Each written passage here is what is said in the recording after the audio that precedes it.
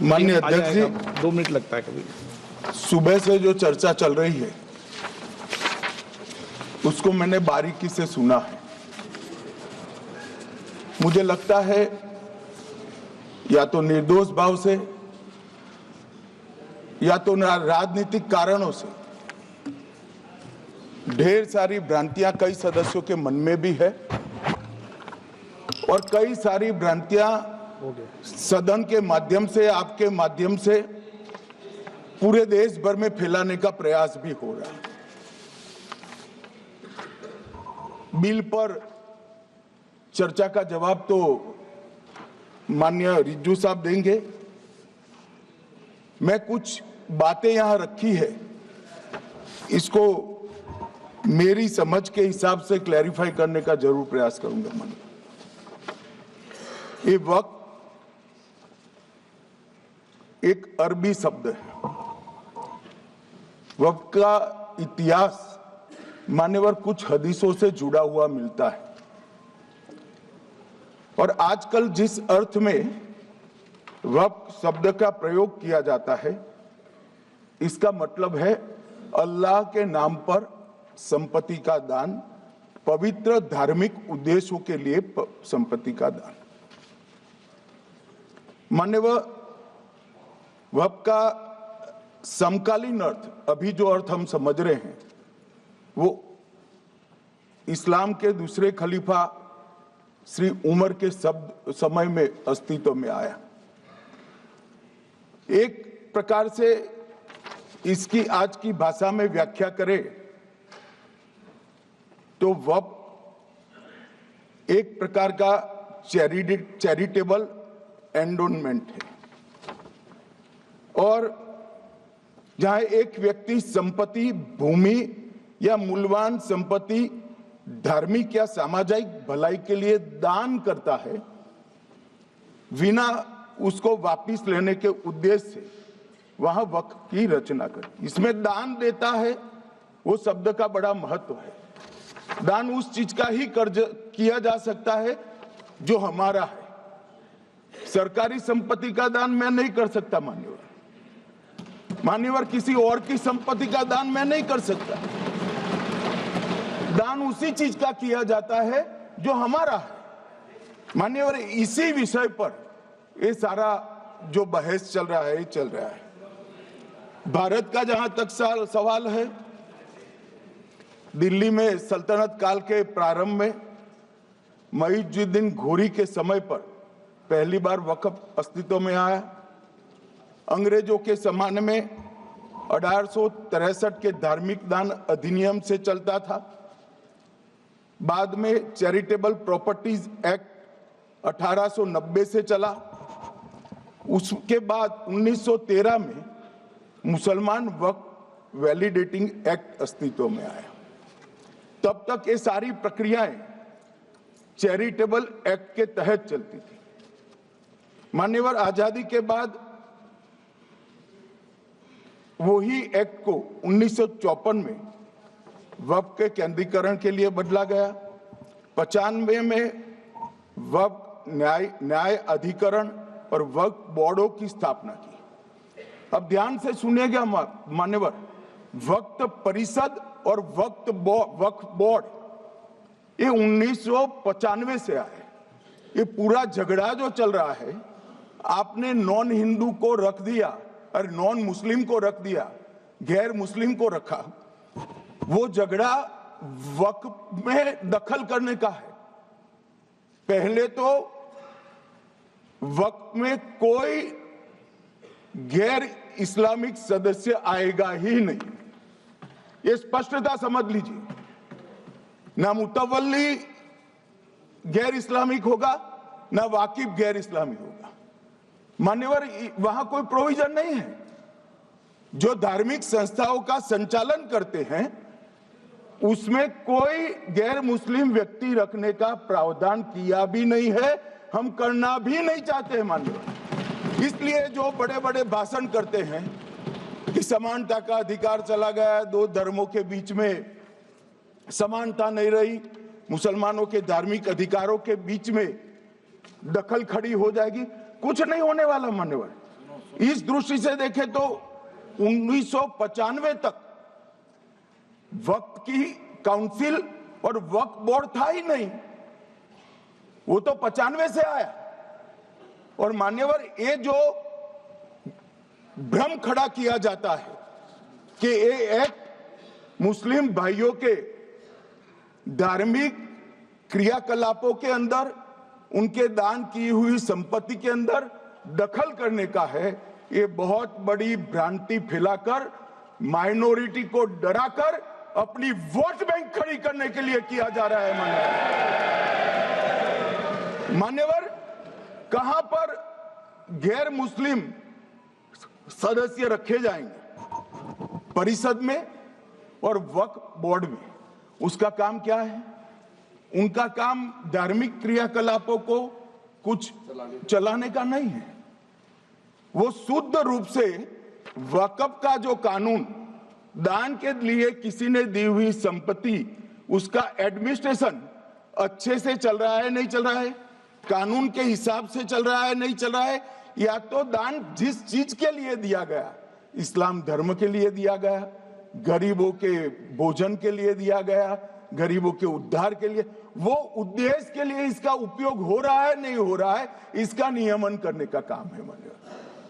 अब मैं इसको मान्यवर बाकी सारे धर्मों के साथ कंपैरिजन करते हैं और कहते हैं दखल किया है। मैं उसको स्पष्ट करना चाहता हूं। मान्यवर, वक्फ जो है वो हमारे यहां ट्रस्ट एक्ट है, इसमें ट्रस्ट है।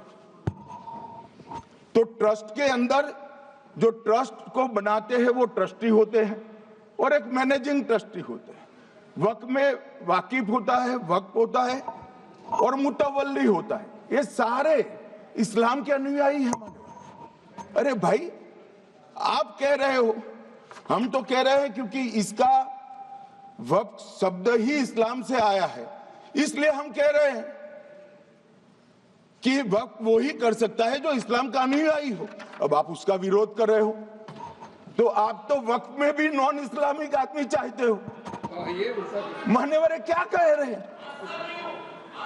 हम इसलिए कह रहे हैं कि वक्फ वो ही कर सकता है जो प्रैक्टिसिंग इस्लाम को प्रैक्टिस करता होगा, क्योंकि मान्यवर इसकी उत्पत्ति ही इस्लाम के सिद्धांतों से हुई। अब मान्यवर, वक्फ धार्मिक हुआ, वक्फ बोर्ड नहीं हुआ, वक्फ परिषद भी नहीं हुई। अरे सुनो भाई, मान्यवर, ट्रस्ट के अंदर ट्रस्टी जो होते हैं, जो चर्च होगा तो क्रिश्चियन होंगे, पारसी भी होंगे, पारसी के लिए वो ट्रस्ट होगा, तो हिंदू होगा तो हिंदू के लिए। अब चैरिटी कमिश्नर हम कहेंगे कि भाई मुस्लिम क्यों आया? मुझे बताओ, चैरिटी कमिश्नर एक्ट में मुसलमान चैरिटी कमिश्नर बन सकता है या नहीं बन सकता है? उसको ट्रस्ट नहीं चलाना है, उसको चैरिटी के कानून के हिसाब से वो ट्रस्ट चले, उसकी देखरेख करनी है। ये धार्मिक नहीं है, ये धर्म का काम नहीं है मान्यवर, ये एडमिनिस्ट्रेटिव वर्क है। और इसलिए तो फिर चैरिटी कमिश्नर हिंदू होगा तो वो क्रिश्चियनों के ट्रस्ट का कैसे देखरेख करेगा? चैरिटी कमिश्नर क्रिश्चियन होगा तो जैनियों के और हिंदुओं के ट्रस्ट का कैसे देखरेख करेगा? अब बताओ कि सारे ट्रस्ट के चैरिटी कमिश्नर अलग अलग देश तोड़ दोगे आप लोग, तोड़ दोगे। हमने साहब, मैं अभी भी आपके माध्यम से, इस सदन के माध्यम से देश भर के मुसलमान भाइयों बहनों को कहना चाहता हूं, आपके वक्फ में एक भी नॉन मुस्लिम नहीं आएगा। ये एक्ट में ऐसा कोई प्रावधान नहीं। मगर जो वक्फ बोर्ड है और वक्फ परिषद है, उसका काम क्या है? वक्फ की संपत्तियां मान्यवर बेच खाने वाले लोगों को पकड़कर इसके बाहर निकालने का। वक्फ के नाम पर औने पौने दाम में संपत्तियों को 100 साल तक किराए पे देने वाले लोगों को पकड़ना है। वक्फ का जो पैसा होता है, इनकम जो घिरती जा रही है, जिसके माध्यम से माइनॉरिटी का विकास करना है, माइनॉरिटी को आगे बढ़ाना, इस्लाम धर्म की सारी धार्मिक संस्थाओं को पुख्ता करना है। ये पैसा जो चोरी होता है ना, उसको पकड़ने का काम वक्फ बोर्ड वक्फ परिषद करे। और मान्यवर वो चाहते हैं कि इनके राज में जो मिलीभगत चली वो चलती रहे। ये नहीं चलेगी, ये नहीं चलेगी। और मान्यवर मैं आज आपको बताना चाहता हूं क्या स्थिति हुई है। मान्यवर सबने कहा, रिपीटेशन भी होगा, परंतु मैं कहना चाहता हूं मान्यवर कि वक्फ के 2013 में जो अमेंडमेंट्स आए, अब बिल किरण भाई का है, मगर मैं कह सकता हूं कि वक्फ का 2013 का अमेंडमेंट न किया होता तो ये बिल लाने की शायद जरूरत न पड़ती। सब कुछ अच्छा चलता था। 14 में चुनाव आने वाला था, 13 में रातों रात तुष्टीकरण करने के लिए वक्फ कानून को एक्सट्रीम बना दिया गया। और मान्यवर इसके कारण क्या हुआ? इसके कारण दिल्ली लुटियन की 123 वीवीआईपी संपत्ति कांग्रेस सरकार ने जब चुनाव मुहाने पर थे, 25 दिन दूर था, वक्फ को देने का काम कर दिया। दिल्ली वक्फ बोर्ड ने उत्तरी रेलवे की भूमि वक्फ के नाम घोषित कर दी। हिमाचल में वक्फ की संपत्ति बताकर उस पर अवैध मस्जिद बनाने का काम किया। 250 हेक्टेयर क्षेत्रफल वाले 12 गांव पर वक्फ का स्वामित्व हो गया तब तमिलनाडु में। और मान्यवर तमिलनाडु के 1500 साल पुराने तिरुचेंदुरई मंदिर की 400 एकड़ भूमि को वक्फ की संपत्ति घोषित कर। ये जब मंदिर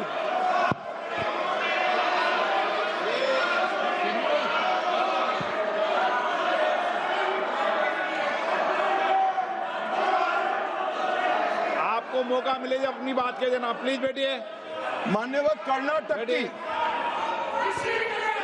आपको मौका मिले जब अपनी बात कह देना, आप भी बहुत मिसलीड करते हैं। बैठिए गृह मंत्री जी। मान्यवर कर्नाटक की मणिपट्टी समिति का रिपोर्ट में पढ़ रहा हूं, इसमें मेरा कुछ नहीं है, खड़े मत हो जाना। ये मणिपट्टी समिति का रिपोर्ट है। 29,000 एकड़ भूमि वक्फ की बिजनेस के उपयोग के लिए किराए पर दे दी। मान्यवर 2001 से 12 के बीच 2 लाख करोड़ की वक्फ की संपत्ति निजी संस्थानों को हस्तांतरित कर दी 100 साल की लीज पर। मान्यवर बेंगलुरु में उच्च न्यायालय में बीच में पढ़ना पड़ा, 602 एकड़ भूमि को जब्त करने से रोकना पड़ा।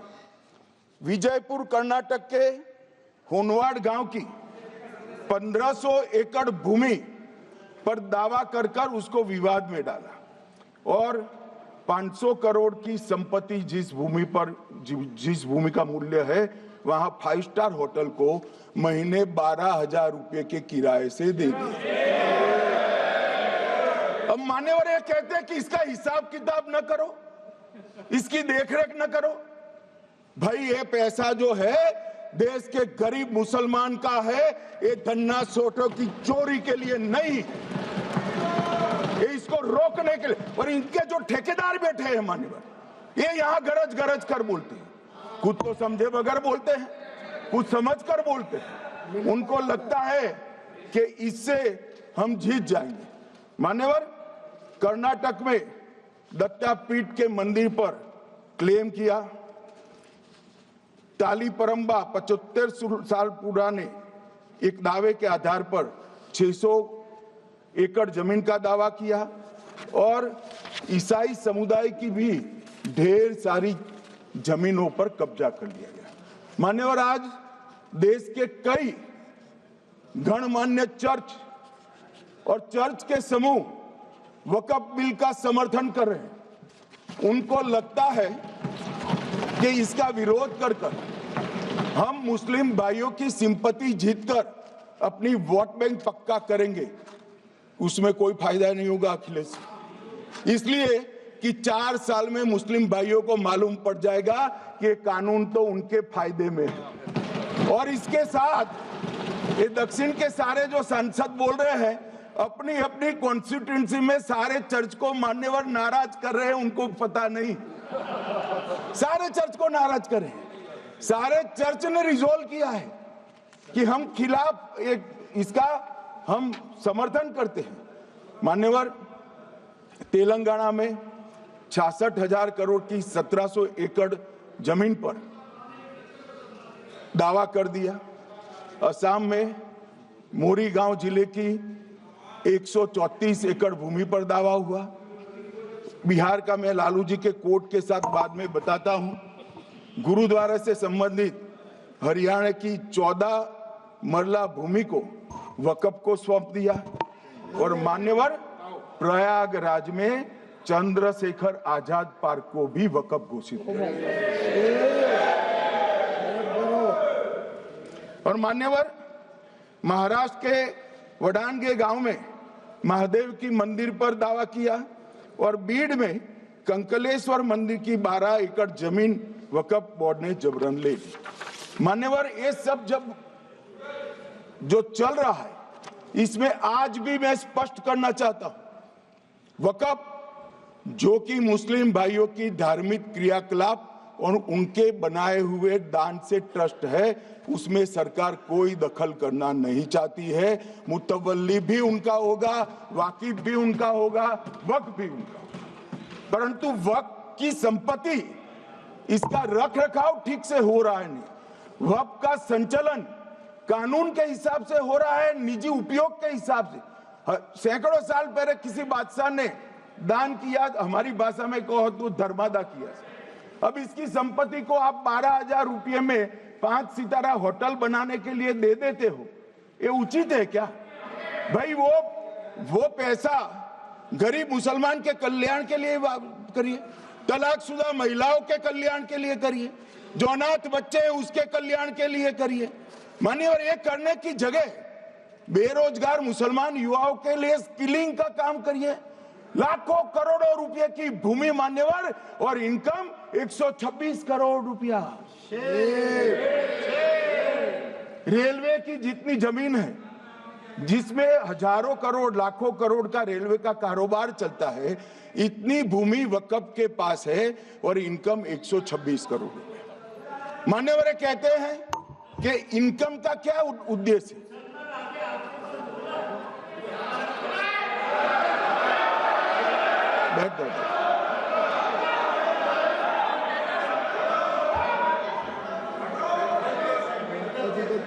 मान्यवर, मैं दादा की टेंशन समझ रहा हूं, ये बंगाल के मुसलमान भी सुन रहे हैं, तो उनको टेंशन होना स्वाभाविक है। मान्यवर, लालू प्रसाद जी, आज आरजेडी के सारे सदस्य बोले, जब 2013 का अमेंडमेंट आया, मैं लालू जी का तो पूरा पढ़ना चाहता हूं, बाकी सदस्यों का सिर्फ टोकन पढ़ूंगा। लालू जी ने क्या कहा? मैडम, सरकार जो यह संशोधन विधेयक पेश किया है, सरकार की पहल का हम स्वागत करते हैं। शाहनवाज हुसैन जी और अन्य माननीय सदस्यों ने अपनी बातों को यहाँ रखा, मैं उसका समर्थन करता हूं। आप देखिए, सारी जमीनें हड़प ली गई है, चाहे सरकारी हो या गैर सरकारी। वक्फ बोर्ड में जो काम करने वाले लोग हैं, उनके द्वारा सारी प्राइम लैंड को बेच दिया गया है। पटना में ही डाक बंगले की जितनी प्रॉपर्टी, सब अपार्टमेंट बन गए। इस तरह की काफी लूट खसोट हुई है। हम संशोधन विधेयक तो आपको अंत में लाए हैं, समर्थन करते हैं, लेकिन मैं चाहता हूं कि भविष्य में आप कड़ा कानून लाइए और ये जो चोरी करने वाले लोग हो, उनको जेल की सलाखों के पीछे। अब साहब, लालू प्रसाद की इच्छा इन्होंने तो पूरी नहीं की, नरेंद्र मोदी जी ने पूरी कर दी। ये लालू जी ने कहा था, एक कड़ा कानून लाइए। मान्यवर शरीफुद्दीन शरीफ, उन्होंने कहा मंत्री जी समझते हैं कि शायद इससे मुसलमानों का वोट मिल जाएगा, लिहाजा मुसलमान लोगों ने भी खुद ही तबाही मचाई है। इसलिए मैं गुजारिश करूंगा कि इसके लिए आप सख्त कानून बनाइए, उनके हाथों में हथकड़ियां पहनाइए और जो उनके कब्जे किए हैं वो जमीनों बेचकर गरीब और तलाकशुदा मुस्लिम बहनों का कल्याण करिए। इसके बाद श्री हमीदुल्लाह सैयद लक्षद्वीप से थे, उनका भी इसी टोन का भाषण है। और मान्यवर, मैं आज की बात नहीं कर रहा हूं, 2013 का जो बिल कांग्रेस पार्टी लेकर आई, इसके विरोध में इनके समर्थकों ने जो कहा था, मान्यवर ये है। और क्या होगा भाई इससे? पारदर्शी ऑडिट होगी, आज ऑडिट ही नहीं हो रही। रिपोर्ट ऑनलाइन जमा करने की सिस्टम नहीं है, वो होगी, रिपोर्ट देनी पड़ेगी, बैलेंस शीट जमा करनी पड़ेगी, ऑडिट होगी, कैग के रिटायर्ड ऑफिसर ऑडिट करेंगे और मान्यवर पारदर्शिता आएगी। इससे क्यों डरना चाहिए किसी को? पारदर्शिता से क्यों? और वक्फ बोर्ड और वक्फ परिषद, इसका कोई ऑर्डर हम ऐसा नहीं लिख रहे हैं कि कोर्ट में नहीं जा सकते। आपने तो कर दिया था कि एक ऑर्डर को कोई कोर्ट में चैलेंज ही नहीं कर सकता, पूरा संविधान वहां समाप्त कर दिया मान्यवर। और मान्यवर, हम तो इसको कहते हैं कि कोई भी चैलेंज कर सकता है कायदे की अदालत में। इस देश में संविधान का राज है, ग्रीवेंसेस जिसका भी हो कोर्ट में जा सकता है। 2013 में जिसकी भूमि हड़पी, इसके ग्रीवेंसेस को भी कोर्ट के फोरम से बाहर करने का पाप एक कांग्रेस पार्टी ने किया। मान्यवर, एक अफवाह और फैला रहे, प्रोस्पेक्टिव इफेक्ट से आ रहा है। मैं स्पष्ट कर देना चाहता हूं, इस सदन में बोलने के वक्त जिम्मेदारी के साथ बोलना चाहिए। अगर ये कानून का पहला पेज और तीसरी तक धाराएं भी पड़ी होती तो इसमें स्पष्ट लिखा है, ये कानून का अमल जिस दिन पारित होने के बाद भारत सरकार नोटिफिकेशन बाहर निकालेगी, उस दिन के बाद होगा। मतलब रिट्रोस्पेक्टिव इफेक्ट नहीं है, मगर मुस्लिम भाइयों को डराया जा रहा है कि रिट्रोस्पेक्टिव इफेक्ट से आएगा। मान्यवर, ये कह रहे कलेक्टर क्यों रखा है? मुझे एक बात बताओ भाई, जो बता सकते हैं, अगर किसी मंदिर के लिए जमीन खरीदनी है तो जमीन की मालिकी किसकी है वो हमारे देश में कौन तय करता है? सबको मालूम है, कलेक्टर करता है सर, रेवेन्यू ऑफिसर वही है। तो अगर वक्फ की भूमि जो वक्फ कर रहा है उसकी है या नहीं है, इसकी जांच कलेक्टर करे तो इसमें आपत्ति क्या है? वक्फ तो दान है भाई, और दान अपनी संपत्ति का किया जा सकता है, किसी और की संपत्ति का नहीं किया जा सकता। गांव में कोई बेचारा अमेरिका गया है 4 महीने पढ़ने के लिए, घूमने के लिए, आता है तो कि वक्फ घोषित हो गया।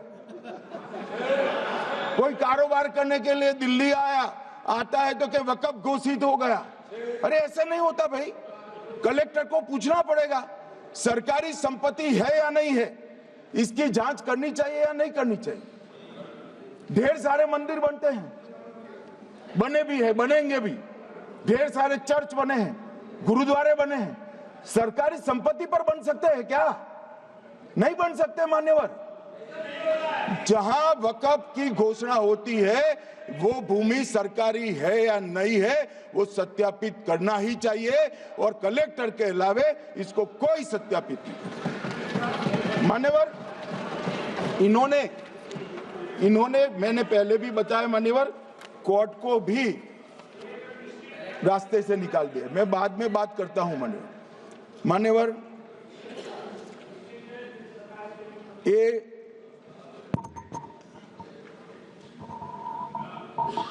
मान्यवर एक उपयोग के आधार पर वक्त की समाप्ति। मान्यवर ये कह रहे हैं कि सैकड़ों सालों से वहां प्रैक्टिस है।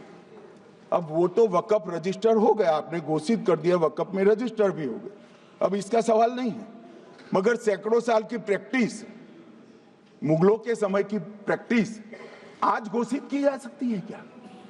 अगर वहां नमाज पढ़ रहे हैं तो लोग देखते होंगे, कब्रिस्तान होगा लोग देखते होंगे, दरगाह होगी तो लोग देखते हैं और घोषित भी हो चुका होगा, रजिस्टर भी हो चुका होगा। अब अगर आप वक्फ घोषित करना है तो उसको ऐसे नहीं कर सकते मान्यवर, अधिकृत करना चाहिए। मान्यवर, जो दूसरा सुधार लेकर आए किरण जी, वो ही है कि धारा 36 में वक्फ संपत्तियों को बिना किसी स्पष्ट प्रक्रिया से, मालिकी की प्रक्रिया से पंजीकृत नहीं किया जा सकता।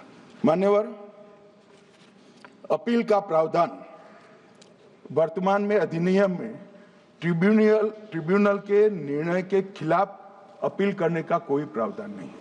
ये दृष्टिभ्रम खड़ा कर रहे थे गोगाई जी कि हाईकोर्ट में जा सकते। हाईकोर्ट में सिविल सूट नहीं जा सकता, रीट के अधिकारों का उपयोग कर हाईकोर्ट में जा सकते हैं। सिविल सूट में ज्यादा प्रोटेक्शन मिलता है मूल मालिक को। आपने सिविल सूट को खत्म कर दिया था। रीट के जुडिक्शन बहुत सीमित है, हम सब जानते हैं कि ये सीमित कर दिया गया था, आप भी जानते हो, मगर आपको वोट बैंक चाहिए। मान्यवर, ये हमारा स्पष्ट सिद्धांत है भारतीय जनता पार्टी की, मोदी सरकार का, कि वोट बैंक के लिए हम कोई कानून नहीं लाए। कानून न्याय के लिए होता है, कानून लोगों के कल्याण के लिए होता है। इन्होंने कहा कैसे कैसे कानून आए हैं, मैं बता देता हूं सब। अभी कांग्रेस के महासचिव और माननीय सदस्य कह रहे थे क्या कानून आ रहे हैं, सब किस प्रकार के कानून आ रहे हैं। मान्यवर, इसी सदन में नरेंद्र मोदी सरकार ही महिलाओं को 33% आरक्षण का कानून लाई। इसी सरकार में पिछड़ों को संवैधानिक अधिकार दिया गया। मान्यवर, इसी सरकार में बजट जो आए, इसमें गरीबों को गैस, शौचालय, पानी, 5 लाख तक का बीमा, 5 किलो अनाज, बिजली और घर दिए गए। मान्यवर, और कन्वर्जन कानून की बात करते थे और हंसते हंसते कहते थे कर्नाटक सरकार कन्वर्जन कानून लेकर आई है। सबसे पहला कन्वर्जन कानून उड़ीसा और मध्य प्रदेश में कांग्रेस सरकार लेकर आई, मगर उस वक्त कांग्रेस सरकार तुष्टीकरण की नीति पर नहीं चलती थी, महात्मा गांधी के सिद्धांतों पर चलती थी। मध्य प्रदेश और उड़ीसा में सबसे पहला कन्वर्जन के खिलाफ कानून कोई लाया तो कांग्रेस पार्टी लाई, और मुझे गर्व है मेरी पार्टी की सरकारें कन्वर्जन पर कानून लाती है। मान्यवर, सबको अपना धर्म का अनुसरण करने का अधिकार है, कोई शौक से करे, मगर लोभ, लालच, भय, इससे धर्म परिवर्तन नहीं कराया जा सकता। किसी गरीब के पास खाना नहीं है, खाना देकर उसका धर्म बदला दोगे? कोई थोड़ा कम पढ़ा लिखा व्यक्ति है, उसका धर्म बदला दोगे? ऐसे नहीं होगा मान्यवर। और आपने भी किए हैं कानून, आप नए नए आए हो, आपको मालूम नहीं है मान्यवर, इनको मालूम नहीं, अभी अभी आए हैं 5 साल से। ये कांग्रेस पार्टी ने कानून किए थे मान्यवर। अपील का प्रावधान भी हमने आगे बढ़ाया, और गैर मुसलमानों के द्वारा दान की गई संपत्तियों पर, गैर मुसलमानों की दान की संपत्तियों पर वक्फ अधिनियम को हमने लगने से मना कर दिया। माने उनके लिए चैरिटी कमिश्नर का कायदा है।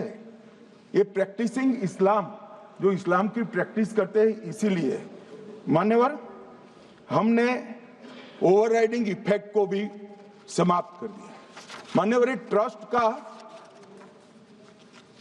नियमन करने का जो कानून होता है, जैसे चैरिटी कमिश्नर के कानून में कोई ओवरराइडिंग इफेक्ट नहीं है।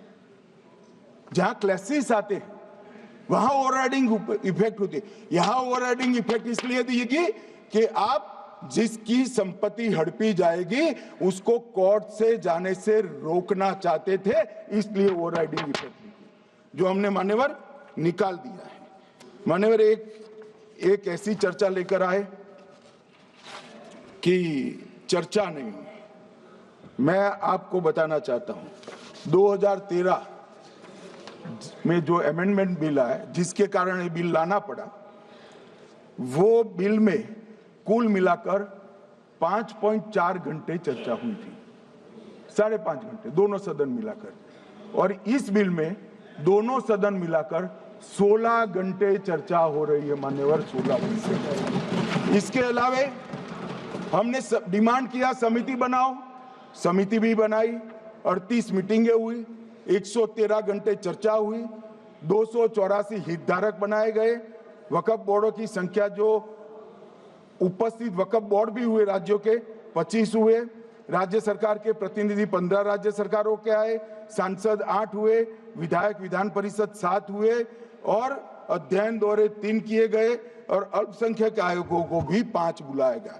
ये सबसे 92.68 लाख करीब 1 करोड़ सुझाव देश भर से ऑनलाइन आए, इसकी मीमांसा कर ये कानून बनाए।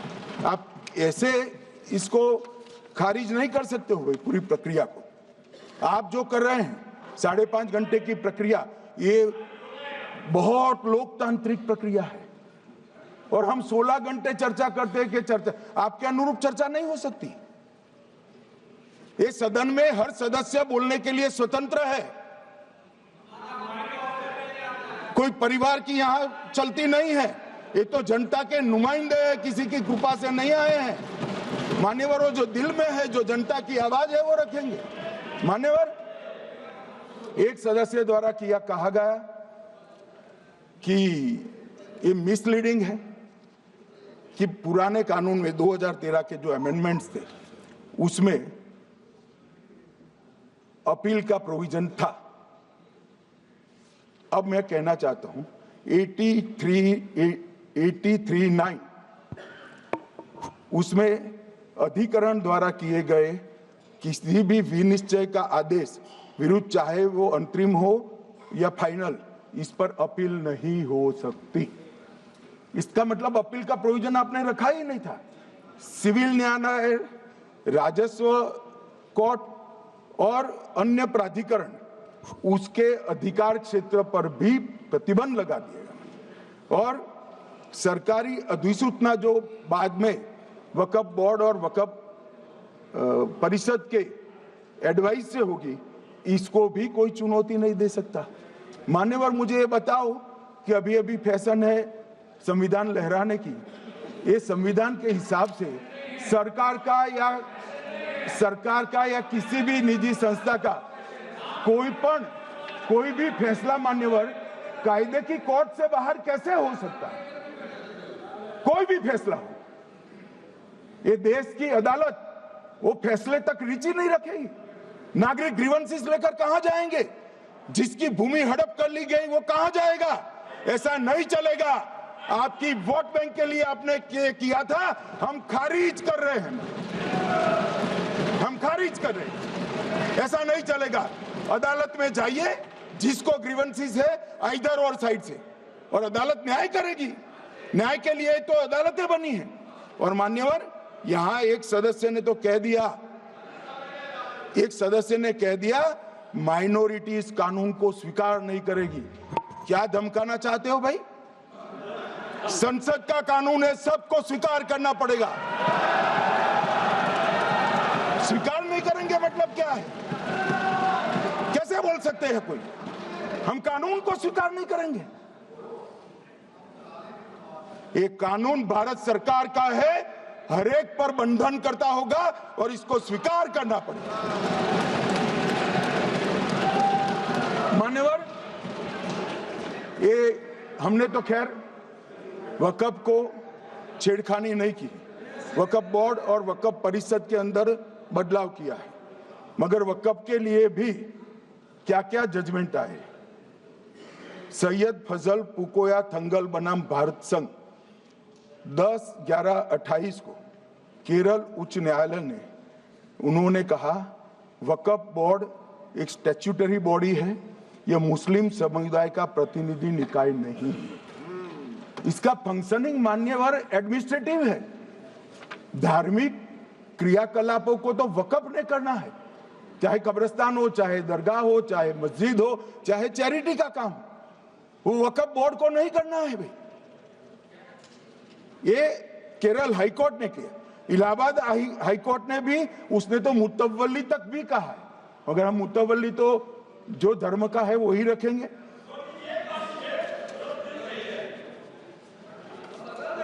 मान्यवर, इन्होंने कहा एक मुतवल्ली के कर्तव्य विशुद्ध रूप से धर्म निरपेक्ष कैरेक्टर है, मगर हम मुतवल्ली को छू नहीं रहे। मान्यवर ये कह रहे थे, मान्यवर ये कह रहे थे कि मान्यवर ये कह रहे थे कि कोई गड़बड़ियां नहीं हुई। मान्यवर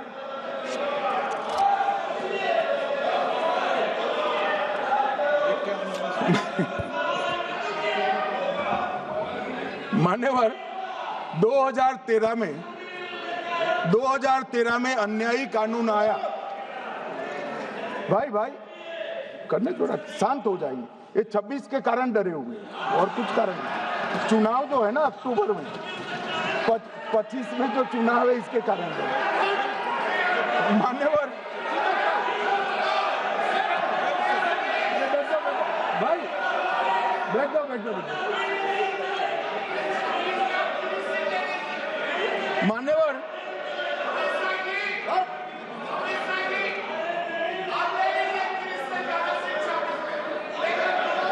बैठ जाओ। बंगाल में आकर कहूंगा ये राजनीतिक हिसाब किताब का अखाड़ा नहीं है, छाती पर ठोक कर कहूंगा ज्यादा सिखाएंगे।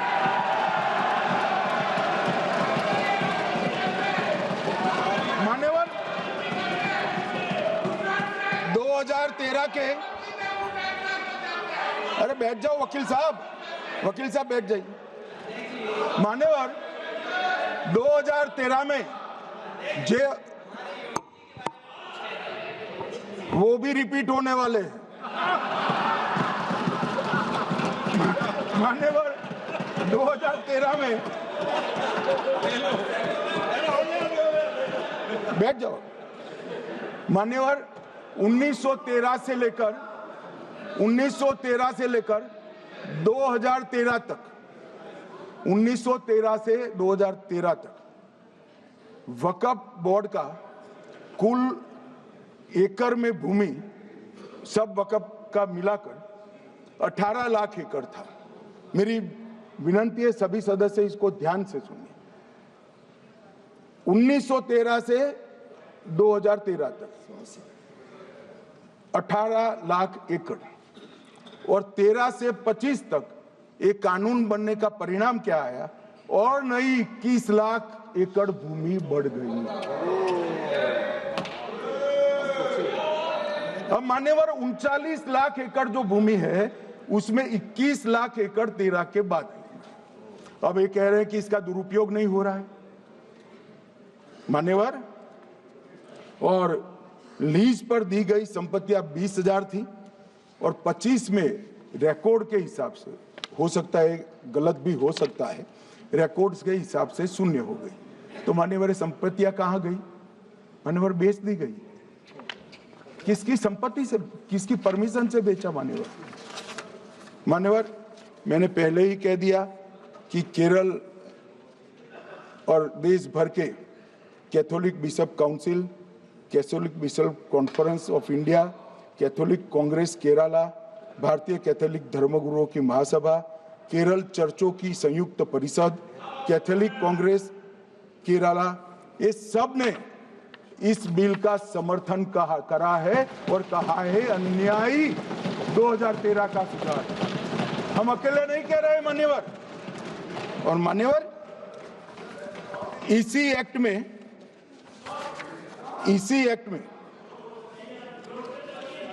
हमने एक बात कही कि जो योगदान था वक्फ बोर्ड का वो 7% से घटाकर 5% कर दिया। मान्यवर, अब ये जो कह रहे हैं ये मुसलमान भाइयों के हित में कह रहे हैं, जिसका विरोध कर रहे हैं, या अहित में? अगर 7 से 5% हमने कम किया तो ये कहां जाएगा? वो वक्फ में रहेगा। वक्फ बोर्ड का कम किया है जो मस्जिद चल रही है उसको हमने 2% बढ़ाया है। ये उल्टा समझ रहे हैं। मान्यवर, ये बिल जमीनों की सुरक्षा प्रदान करेगी। मान्यवर, किसी की जमीन अब घोषणा मात्र से वक़्फ नहीं बनेगी, उसको प्रोटेक्शन। मान्यवर, पुरातत्व विभाग और एएसआई की जमीन को हम सुरक्षा देंगे। आदिवासी भाइयों की शेड्यूल 5 और शेड्यूल 6 की जो जमीन है वो सुरक्षित हो जाएगी। निजी संपत्ति जो आम नागरिकों की है वो भी सुरक्षित हो जाएगी। और वक़्फ करने के लिए स्वामित्व को दान तो साहब अपनी संपत्ति का ही कर सकते हैं, गांव की संपत्ति का दान नहीं कर सकते। तो वक़्फ निजी संपत्ति से ही स्वामित्व के बगैर नहीं हो पाएगा। इसमें पारदर्शिता लाने के लिए सूचना की प्रक्रिया को दाखिल किया गया है। वक़्फ बोर्ड की वक़्फ की जो संपत्ति घोषित करने की अधिकार थे उसको समाप्त कर दिए, कलेक्टर से सर्टिफाइड कराना पड़ेगा और नए वक़्फ पारदर्शी तरीके से पंजीकृत भी करने पड़ेंगे। रजिस्ट्रेशन के बगैर कोई संस्था नहीं चल सकती। और मुस्लिम ट्रस्ट अब तक के जो है उसको हमने इस जो माफ करना, कई सारे ऐसे मुसलमान भाई हैं जो वक़्फ के कानून को अंदर दायरे में आना नहीं चाहते। मुझे मिले थे वोरा समाज वाले, वोरा समाज है, अहमदिया है, कई सारे ऐसे समुदाय हैं, सिया भी है, पसमंदाओं के भी कुछ ट्रस्ट हैं। वो सभी को मैं एक आनंद का समाचार देना चाहता हूं, अब मुसलमान भी ट्रस्ट एक्ट के अंदर अपना ट्रस्ट रजिस्टर करा सकता है। इसके लिए कंपलसरी नहीं है कि वो वक़्फ के कानून में भी जाए, चैरिटी कमिश्नर एक्ट के तहत वो करने वाला है। मान्यवर, भूमि के रिकॉर्ड का कार्यालय होगा, समाचार पत्र और क्षेत्रीय भाषाओं में इसकी एडवर्टाइज दी जाएगी। ढेर सारे प्रावधान मान्यवर इसके अंदर किए हैं। महिला, सिया, पसमंदा, वोरा, अहमदिया, उनका हमने समावेश किया ही है। और उन्होंने कहा, मैं सुन रहा था, मान्यवर एक फैशन हो गई, राम जन्मभूमि का मंदिर बनाने की बात आई तो इस देश के अंदर खून की नदियां बह जाएगी, मुसलमान रोड पर आ जाएगा, मुसलमानों का ये हो जाएगा, वो जहाँ ट्रिपल तलाक, फिर से डर, सीए आया कि मुसलमानों की नागरिकता चली जाएगी। जिन जिन ने भाषण किया है, एक मुसलमान की नागरिकता गई है तो बता दो। मुसलमान भी जानता है। और मैं तो आपके माध्यम से देश के मुसलमानों को अपील करना चाहता हूं, मान्यवर, मैंने बहुत झेला है। ये कहते थे कि सीए कानून मुसलमानों की नागरिकता लेने 2 साल हो गए, एक भी मुसलमान की नागरिकता गई है तो सदन के पटल पर रखी। कितना झूठ फैलाया इन्होंने। मान्यवर, धारा 370 हटाई, ये कह रहे थे मुसलमानों का ये हो जाएगा, वो हो जाएगा, फिर से उमर अब्दुल्ला जीत कर आज शासन करें। आतंकवाद समाप्त हो गया, विकास शुरू हो गया, पर्यटन बढ़ गया। मान्यवर, एक कांग्रेस पार्टी और उसके साथियों ने मुसलमान भाइयों को डरा डरा कर अपनी वोट बैंक खड़ी करने का काम किया। हम नहीं डरा रहे मुसलमानों को, आप डरा रहे हो भाई। आप कह रहे हो ये हो जाएगा। मैं कहता हूं इस देश के नागरिक को किसी भी धर्म का हो कोई आंच नहीं आएगी। मान्यवर, ये नरेंद्र मोदी सरकार का सरकार। मान्यवर,